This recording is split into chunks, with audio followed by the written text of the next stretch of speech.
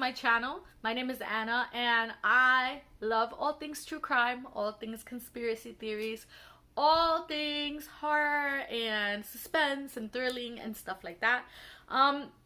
Today I'm going to make the top 10 conspiracy theories for you guys. I love a good conspiracy theory video and I don't find a lot on YouTube anymore. My favorite conspiracy theorist used to be Shane Dawson, but he stopped doing these videos and it really hurts my soul because I really loved watching them. But anyway, before we get into that video, please don't forget to give this video a thumbs up if you like this kind of video. Don't forget to subscribe to my channel if you have not already, and ring the little bell next to the subscribe button. That way you guys know every time I upload. And if you like these kind of videos, let me know in the comments down below so I can make more videos like this one, because there are so many conspiracy theories out there that you would be mind blown if you knew all of them. So let's get started. I'm going to start from number 10 and we're going to end up at number 1. Number 1 being my absolute favorite and number 10 where it all started. So the Mandela Effect started with Nelson Mandela. Nelson Mandela was the president of South Africa in 1962 and he was sentenced to life in prison for conspiring to overthrow the state. He also died in 2013.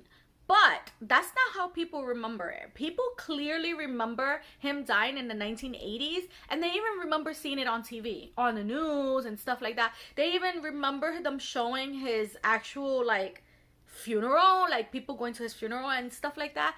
But that never happened. So basically, the Mandela Effect means, or the Mandela Effect is something that a wide amount of people remember happening, but it never really happened. That's the conspiracy theory we're going to talk about right now. So I'm going to get into just a few of them so you can understand what I'm talking about. Number 1. Do you guys remember the peanut butter called Jiffy's peanut butter? Yeah, how do you remember saying Jiffy's peanut butter? Do you remember saying Jiffy's peanut butter, or do you remember saying Jif's peanut butter? Well, if you said Jiffy's peanut butter, you are so wrong. It was just actually Jif, and there's nowhere on internet you're gonna find that it was ever called Jiffy. It was just Jif. I remember it as Jiffy. I don't know how you guys remember it. Let me know down in the comments. About Looney Tunes. You guys remember the cartoons, the famous cartoons that we all watched as children, Looney Tunes? Do you remember it being Looney Tunes, like cartoons? Or do you remember it being Looney Tunes, like music tunes? Well, it was actually Looney Tunes, like a music tune, and not Looney Tunes. I remember it as Looney Tunes, like cartoons. But hey, maybe I'm just lost in the conspiracy theory world. Let me know what you think. There's a famous book, The Berenstain Bears. I remember reading The Berenstain Bears as a child. I also remember buying the books for my children when they were small. So how do you remember spelling Berenstain Bears? It being Bear Stains, S-T-A-I-N-S, or do you remember it being Bear Stains, B-E-A-R-S-T-E-I-N-S, or without the S, sorry. I remember it as with the E, and that's wrong. It's Berenstain Bears, and anywhere you look, it's gonna be changed to Berenstain Bears, even if you think it was the other one. I'm pretty sure you guys remember Curious George. He's the little monkey that was so curious with the man with the yellow hat on his head. I think he had a yellow hat. Or was it tan? I don't know. Anyways, so that little monkey, do you remember that he had a tail, or do you remember that he did not have a tail? If you answered that he did not have a tail, you are right. Some people remember him with the tail, and some people remember him without the tail. How about the famous show Sex and the City? Do you remember it being Sex in the City or Sex and the City? Because it's all along Sex and the City. So there you go. And also, I don't know if you guys remember, I mean, I think it's still around. Remember Oscar Mayer's bologna and like cold cuts and stuff that we would make sandwiches with? Well, it's Oscar Myers. Not Myers with an E, but Myers with an A, like Mayers. I don't remember it being like that at all. And the last one, and my favorite one of all times, is the Mr. Rogers' Neighborhood song. I'm pretty sure you guys remember Mr. Rogers' Neighborhood. And I'm gonna sing it, even though my voice is not the best singing voice in the whole world. But you tell me how you remember it down in the comment section. So I remember running home from school, after school, turning on Channel 13 and watching Sesame Street. And then right after Sesame Street, I watched Mr. Rogers' Neighborhood. And I sang this song every day, probably since I was like 5 to probably when I was 12. I don't know if it was that long, but I remember distinctly going like this: it's a beautiful day in the neighborhood, a beautiful day in the neighborhood. Won't you be mine? Won't you be mine? Won't you be my neighbor? But I find that on internet anywhere, because that's not what he said. He says, now, it's a beautiful day in this neighborhood, a beautiful day in this neighborhood. Won't you be mine? Won't you be mine? Won't you be my neighbor? I don't remember him saying this neighborhood. And that's a little weird, because why would it be such a beautiful day in this neighborhood and not the neighborhood? Well, conspiracy theory number 9. This one's rather saddening to me, because this one includes the princess. I know you guys know that Princess Diana died a while back, and there's so many conspiracy theories about the way she died. The way she died was in a car accident. She went into a tunnel and the car crashed and she died. The first conspiracy theory that I saw online about Princess Diana was that the prince killed her. That Prince Charles was the one that killed her because she wanted a divorce and he didn't want a divorce. After separating from Prince Charles, she sent a note to her butler with a disconcerting, accurate prediction. She said, "I am here sitting at my desk today in October, longing for someone to hug me and encourage me to keep strong and hold my head high. This particular phase in my life is the most dangerous. Someone is planning an attack in my car, brake failure, and serious head injury in order to make the path clear for him to marry." This is what she wrote, and she was talking about Prince Charles. Was he trying to kill her? Another theory that was said about... The next theory that I found about Princess Diana was that the paparazzi was responsible for her death. They said that the paparazzi chased and pushed Diana's Mercedes so that it could crash and they could have a perfect story. There's also a theory that Diana's security manager at the Ritz Hotel, which is owned by the Fays, Faye is the boyfriend of Diana. His name is Dottie Faye. So they own the hotel where she was at. And the theory goes that Paul was paid by M16 to assassinate Diana and Faye. Former M16 officer Richard Tomlinson famously attested that he had seen Paul's file and could confirm that he was an informant. Despite the fact that Paul made just $35,000 a year, he had nearly $250,000 in his bank account at the time of his death, in addition to a significant amount of cash with him when he died, which promoted further speculation that M16 paid him off. And the last theory about Diana's death was that before Diana died, she had a new love, which was Dottie Faye, who died in the car too. And after the crash, Mohammed Faye, Dottie's father, famously launched his own investigation into the accident, believing the royal family was biased against his son because his son was an Egyptian Muslim. And Faye reasoned that the British establishment wanted to prevent Diana and Dottie from marrying so that Prince William, the future king, and Prince Harry would not have a Muslim stepfather. There are so many theories on how Princess Diana died. These are just a few. If you just check on Google, you will find so many different theories. Theory number 8 is 9/11. Now, when 9/11 happened, I was living in New York, and I lived in Brooklyn, and I clearly remember that day the phone rang and I woke up. I was sleeping in late that day. The phone rang, I woke up, and someone told me to turn on the television. And when I turned on the television, the first thing that popped up, obviously, was the news. And at that point, I had only seen that one tower was hit and the smoke was coming down and stuff like that. And as I watched, scared because I didn't understand what was happening at that time, I saw another tower come straight at the second World Trade Center and hit it so hard that everything got destroyed. And I remember saying in that very moment, this was not an accident. This is not an accident. Oh my God, this is not an accident. And it wasn't. But here are some of the theories that are on internet talking about that day. One of the theories surrounding 9/11 is that the planes that flew into the Twin Towers could not have brought them down. A claim widely shared online says that jet fuel cannot melt steel beams. Therefore, their destruction must have been a result of explosives spread strategically around and inside both buildings. They say that the attack on the World Trade Center was planned and carried out by the United States government, not by Al-Qaeda.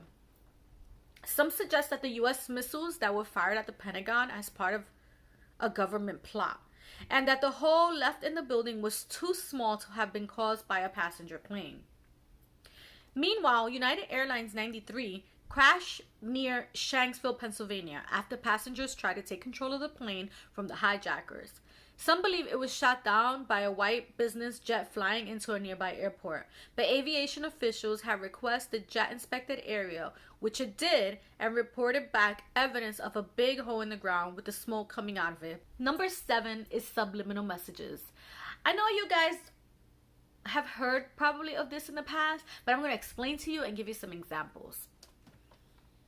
So a subliminal message is a message passed to the human mind without the mind being conscious, aware of it. For example, in advertising, subliminal messages are stimuli-like sounds or images that are too faint or too quick for most people to consciously perceive. Although they're below the threshold of human awareness, they may still stimulate the brain and affect behavior. The most classic example of subliminal advertising and messages include embedding a message in a song, either in the higher or lower frequency, or by singing something backwards. Words and images briefly flash in between frames or films, usually at 1/10 of a second. Here are 4 examples of subliminal messages. So the first one is the Pepsi versus Coca-Cola Halloween ad. This is subliminal messaging at its core. Subtle but so clever, Pepsi released the image on the left and the Coca-Cola responded with the image on the right. Pepsi's original ad is subliminal, and it's funny to suggest that getting a Coke when you wanted a Pepsi is scary. Coca-Cola's response is perfect. Number 2 is Baskin-Robbins. Baskin-Robbins isn't just famous for its ice cream. It's famous for having 31 flavors of it. See how the end of the B and the beginning of the R in the logo above form the number 31? The color contrast and positioning the brand's initials just right expose the subliminal message just the right amount to help you remember what makes Baskin-Robbins different from the other ice cream parlors. 3 is our favorite, Amazon.com. An oldie but a goodie, many don't see the subliminal message in an Amazon logo. The current logo has been used since around the year 2000, and it doesn't seem to be going anywhere. And why should it? It's cute. The cute arrow connecting the A to the Z while forming a grinning face works so well to make you feel happy and see Amazon as an all-inclusive resource. Number 4 is Tostitos. The Tostitos logo is fairly well known, but you may have missed the subliminal message in it. And in every Tostitos ad that shows the logo of the 4th, 5th, and 6th letter and the brand name also make 2 friends sharing chips and salsa. I did too, and I wonder why it took me so long to find them. Number 6. Number 6 is about Avril Lavigne. I don't know if you ever heard the singer Avril Lavigne. She's a really pretty blonde girl, sings really pretty songs. I'm going to put her up here. Avril Lavigne replacement conspiracy theory is a conspiracy theory and an urban legend stating that the Canadian singer Avril Lavigne died in 2003, shortly after the release of her successful debut studio album Let Go, and was replaced by a body double named Melissa Vandell. Of evidence used to support the theory include changes in Lavigne's appearance between 2003 and the present. Supposed subliminal messages in her follow-up effort Under My Skin, and a photo shoot in which Lavigne has the name Melissa written on her hand. She is not the only celebrity in which people have said that they were replaced by a double. Paul McCartney was also said to be replaced by a lookalike after he had been killed in a car accident. Also, some people believe that Taylor Swift is in fact a clone of a former satanic priestess. Taylor Swift is an Illuminati clone of Zena LeVay. And some even say Beyonce's cloned. Number 5 is Disney's Frozen.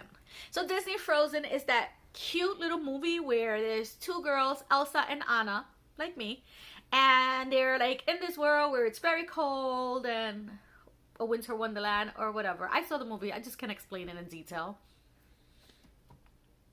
But it's safe to say that most people have heard some sort of version of the theory of Walt Disney's body being frozen after he passed away. Some say that it was just his head, and others claim that it was his full body. But regardless, we've all heard of Walt Disney being in a freezer and waiting for technology that could bring him back to life. The rumor started a little after Disney died of lung cancer in December of 1996. Just a few weeks after Disney's passing, a reporter claimed that he snuck into the hospital Disney passed away in and broke into the storage room where he saw Disney's body in a cryogenic metal cylinder. There's no photograph, there's no proof, there's nothing. But the supporter has claimed that this is true. So newspapers around the world heard about this reporter's claims and published it as a fact. And then it fueled up all these rumors. However, Disney's known obsession with futuristic technologies, which could actually better the world, didn't really help the case. As time went on, it was believed that it was pointed out that the first man to ever be cryogenically frozen just so happened to be in the same city that Disney is reportedly buried in, and was frozen only a month after Disney's passing. This proved that the technology existed at the same time in the same place. Last thing that has believers raising eyebrows is that the cemetery with Disney's ashes are said to be buried. There is no evidence or indication that his remains are even there. Around 2019, there was a new theory born from the claim of Disney's body being frozen. People across the internet started and continue to believe that the movie Frozen was actually meant to be a distraction to Disney's lovers.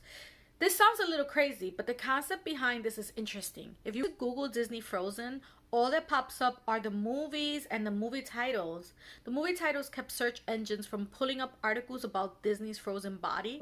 And that's exactly what happens when you look into the search engine. I'm pretty sure you all seen those little white lines in the sky trailing behind jet planes. A puffy plumes of water vapor, or at least that's what they say that it is, or they claim that it is. Some people have twisted them into evidence of a secret plot to control the weather or poison the environment. One of the most popular theories includes the belief that the government controls the weather on a massive scale. The scientists carrying out legitimate research about how to counteract climate change through a process called geoengineering are secretly poisoning us. I don't know what's going on up there, but I do know that every time I see those chemtrails or those stripes, suddenly they start getting thicker and thicker and thicker and thicker. And the next thing you know, when I look up, it looks like a cloudy day. But prior to that, when it's just a stripe, it's like clear up there. I don't know. Maybe it's just me. Number 3 is that we're all being microchipped while we're getting our COVID vaccination. While this is obviously not true. To be clear, there's no evidence that there are microchips in any vaccine. There is no evidence that even one of the nearly 170 million Americans who have received the shot so far has been implanted with a tiny piece of tracking hardware. But with that being said, there are some dangerous myths that have been built on a distrust of vaccines for years by well-organized groups. Some conspiracy theorists believe that the vaccine is only a way to microchip someone. The government can have a tracking device implanted in our bodies and they can track us and our behaviors. Some people are even claiming that it's the mark of the beast. I thought, and I was under the impression that the mark of the beast was supposed to be on our foreheads or on our hand, and the COVID vaccine shot goes in your arm. So I don't know. Number 2 is Scientology. Scientology is a religion and some people know it as a cult. Scientology is known to have a lot of celebrities involved in their religion, but everything is not always as it seems. Scientology is perhaps one of the most powerful and skin-crawling, shady religions out there, and yet Hollywood can't get enough of it.